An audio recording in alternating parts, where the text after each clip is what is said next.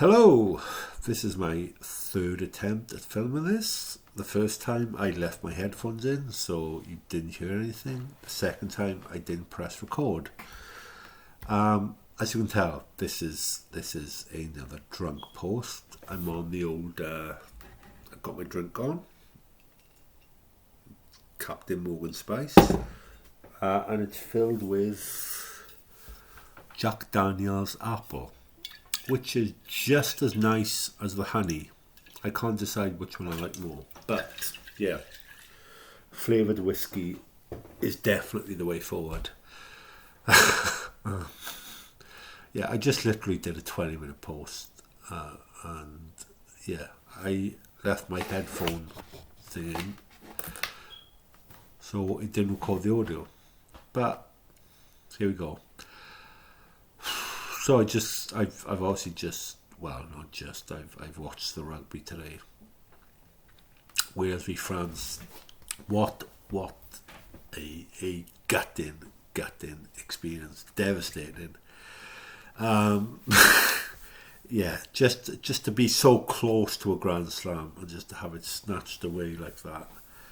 I literally fell to my knees. I was on my chair and I literally went on my knees on the floor and just threw my arms up in the air. But yeah, that's sport. That's life. And I can say, that will probably go down as one of the best rugby games I've ever seen. One of the best Six Nations games I've ever seen. I think people have talked about that game for a long time. We can obviously still win the championship. If Scotland, well, I think I've read, for France to win the championship, they need to score 4 tries against Scotland and win by 21 points, which they may do, they may not do. That will depend on Scotland. But yeah, even a championship, well, it's not the same as a Grand Slam, but I'll take it. So I'll definitely be wearing a kilt next Friday when France play Scotland. Wearing a kilt, eating haggis, drinking iron brew, watching Braveheart. All the things Scottish people do. But yeah, regardless if we win the championship or not, the Grand Slam's gone now. But it's been a very, very good championship for Wales. Now I remember when I was growing up in the 90s. I remember my grandfather took me to a game once in 1998. When Wales played their home games against in Wembley. They were playing their home games in Wembley because the old Almas Park was being demolished and they were building the Millennium Stadium. And he took me to a home game in Wembley, and we lost to France 51-0 at home. And that was like 2 weeks after England put 60 points on us. So yeah, I'm a 90s child, so I remember, in the 90s, we didn't just lose games, we got hammered in games. So, I've already watched us win, I've watched Wales now win 4 Grand Slams, another Six Nations title as well, so it's 5 titles they've won in the last 21 years. So yeah, I'm happy with that. We've won more Grand Slams than anybody else, but still, that game, it was just to be so close and just to lose. It's so frustrating because everyone wrote us off. That we were crap, we were rubbish. This is the same team like 2 years ago won the Grand Slam, got to the World Cup semi-final.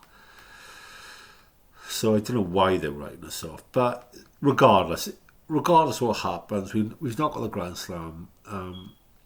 But regardless if we win the championship, this has been a very, very good year for Welsh rugby, and it bodes well for the future, I think. But yeah, that's what I've been doing today. Is Super Saturday, watching the rugby. And the thing I like about the Six Nations, obviously I like the games, and on all 3 games today I've watched, Scotland, Italy, Ireland, England, and France, Wales. But what the Six Nations also does, it sort of bridges that gap from winter to spring. So Six Nations starts in early February, usually the first weekend of February, then takes you through into middle late March. So yeah, you're watching it. You start watching it. It's freezing cold. It's miserable out. But then when this tournament finishes, the weather will be a bit better. The days will be a bit lighter, and yeah, so that's why I've liked it. That's one of the reasons I liked it. But yeah, it was devastating game today. We threw that game away in a sense. So that game was there to be won, but we didn't win it. But still, I'm going to look on the bright side. It's been a very, very good year for Welsh rugby. Absolutely. So yeah, that's been today. I obviously mentioned in my last post that I think on Monday, which was a very rough day in work, very stressful, and I later learned out on Tuesday. I later found out on Tuesday that it was actually a record-breaking day. That we'd received more inquiries on that day than in any other time in our organisation's history. So yeah, that sort of tells you how busy it was. I was very stressed Monday after work. I definitely felt it. Definitely wasn't able to leave work in work. But yeah, on Tuesday then I had my vaccination. My AstraZeneca or Zenketa. I don't know how to pronounce that. I've never seen it pronounced. I've only read about it. But yeah, that was fun because you had all the scary headlines with that particular vaccine about how it causes blood clots, which is especially frightening to me because I have a blood condition that increases my risk of blood clots. I take medication to stop blood clots. But yeah, I read a bit more about the news stories about that, and the data was just so small. About 1.5 million people have this vaccination. I think it's in Spain, and 11 people have got blood clots. So such a small percentage, and blood clots obviously occur naturally. People got blood clots before this vaccination. So while it may be just coincidence that these people would have got a blood clot no matter what. If it was a couple of thousand people got a blood clot, then I would have been more worried. But I haven't read the numbers. I didn't pay too much attention to that. Because the thing about this vaccination is that because it's going to be given to so many people, it's going to be given to tens and tens of millions of people, or hundreds of millions of people, or billions of people if you take it worldwide. I mean, there are people who are going to have this vaccination, and then they are going to die that same day they have the vaccination. That doesn't mean they died because they had the vaccination. That means they were just going to die that day anyway, and the vaccination was a coincidence. Unfortunately, that's a fact of life. People die suddenly, every day. They die long before people die. People die. Suddenly, before we had COVID, and after COVID's gone. So yeah, I still don't think there's evidence from what I've read about this vaccine actually causes death. It still just looks like a coincidence to me. So yeah, however, I did have that vaccination on Tuesday. I had to do my break in work. I just jumped in the car and went down to my local GP or my local healthcare centre. I was literally in that healthcare centre for 2 minutes. literally 2 minutes. I walked to the reception. She told me, go to that room there, which was like 2 meters away. I walked in, there was a nurse already in there. She stated, well, she asked, did they ask you about, any medication or allergies on the phone, which they did. That's fine. Then she asked me which arm I would like it in. I said my right arm. We all have a favourite arm. We want our vaccinations in, I suppose. And then she just jabbed me with it. And she said I may get some side effects, some flu-like symptoms, but to take paracetamol. She then gave me my card and leaflet, and then that was it. 2 minutes tops, literally. I was in that building. I had that on Tuesday. I didn't feel any side effects for the rest of the day, none at all. I was absolutely fine. But when I woke up on Wednesday, yeah, that's when the side effects came. And I'm saying this. I don't know. I do not regret having the vaccination. I would absolutely, if I have my time again, if I go back and travel back in time to the beginning of the week, I'd still have my vaccination. I am in no way at all criticising the vaccination or saying that I shouldn't have got it. And in fact, the symptoms I got were the symptoms that I was warned about. I was warned I may have.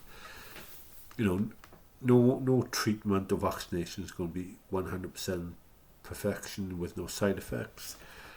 But yeah, I did have side effects. I did have the side effects I was warned that I may have, which included, just muscle aches, fatigue, extreme fatigue, and I was feeling slightly feverish.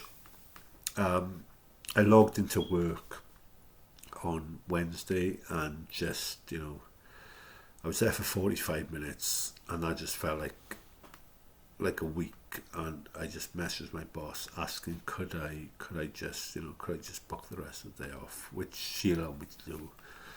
And yeah, I went then and basically just spent the rest of the day sleeping, intermittently waking up to drink Lemsip, honey and ginger Lemsip.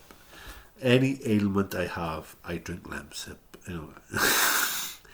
I think there's nothing that can't be cured by Lemsip.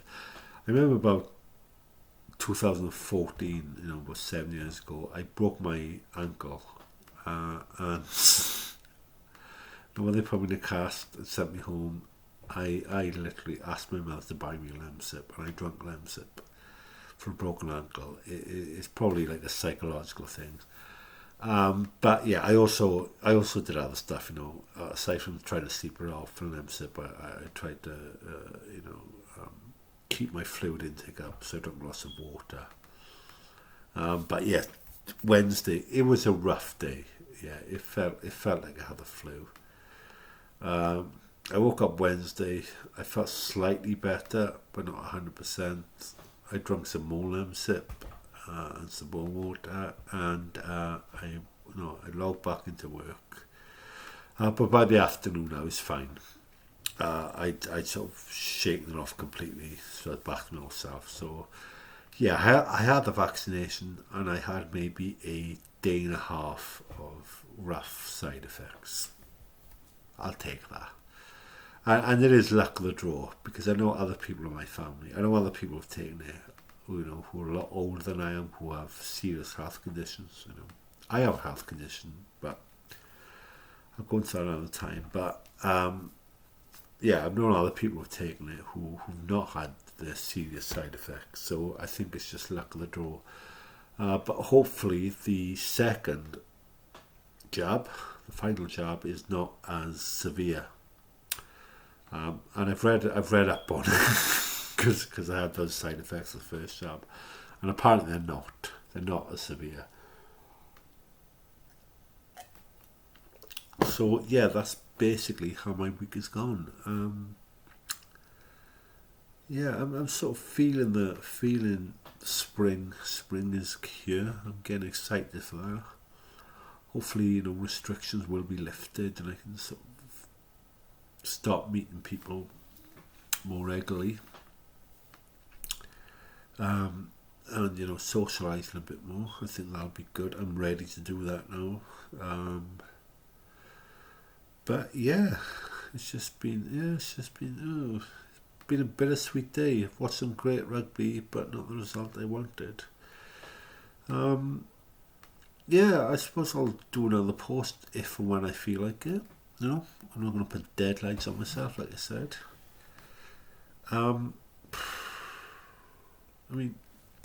One of the things I've noticed since I've sort of started doing these video posts, I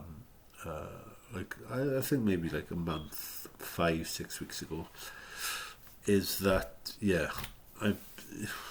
I sort of thought this may happen. I've been getting sort of very strange phone calls, like wrong number phone calls, wrong number text messages, people trying to log into my online accounts. I sort of know who's doing this.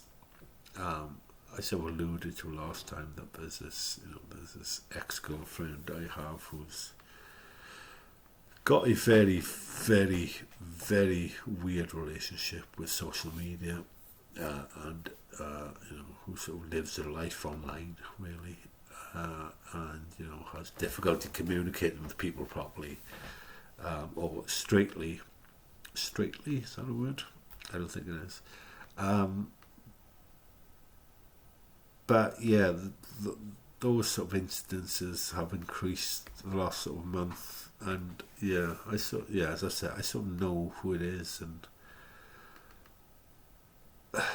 still a bit annoying. But as I've said, this girl, she's very, very, very, very strange in terms of her. She really lives her life online. Her online life is her life rather than her actual life. That's the most important thing to her, and everything she does, how she conducts relationships, how she presents herself, how she, what she does. It's all to do online, with the internet.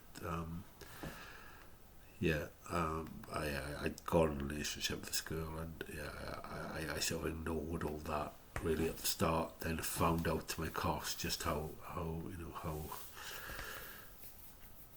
bad it was, and just what a massive keyboard warrior, and just what an unhealthy association she had with online. And I know she's been viewing these blogs because unfortunately that's what she does. But I'll do another post on her again. But if you are watching, just ease up on the phone calls and the text messages. They are a bit transparent. That's sort of that's a whole nother issue. That may be like an hour-long blog post I can do about that person, and I probably will. But that way is all I have to talk about. Next week I'll be dressed in my kilt, eating haggis, drinking iron brew, and watching Braveheart. All the other things Scottish people do. Hopefully we can get the title. That would still be a very good Six Nations, without the Grand Slam. Even though it's not a Grand Slam is something special, but still. It's still something to look forward to. But even if we don't win the title, it's still been a very good year for Welsh rugby, I think. And there's other stuff as well. Restrictions are getting lifted. Even though I am sort of big, I do read about how Europe, countries in Europe are like facing the prospect of a third wave. Like Paris is in lockdown, Poland's in lockdown, and if they are going to face a third wave, then we will. That will definitely happen because we are terrible. We have been terrible. We have a terrible government. Boris Johnson has not a clue. Yeah, but hopefully that's not the case. But yeah, I still think there's life in the old COVID yet, and I certainly, I'm optimistic, but also slightly pessimistic at the same time. But yeah, I think it's important just not to get complacent. Even with the vaccination program going on, even with the cases falling, it's still. This is the same. What happened last summer? Yeah, cases are falling, restrictions lifted, and then Christmas is gone because of that. But yeah, well, it was a bit grim rather to end the thing on. But yes, it's been a good day today. I've enjoyed the rugby. I really have. I would have preferred to be out in a pub for it, but maybe I just would have drunk a message to somebody rather than just doing this. So maybe this is better for me. But yeah, I'll do another post soon if and when I feel like it. And whoever's watching, you take care, and I'll speak to you soon.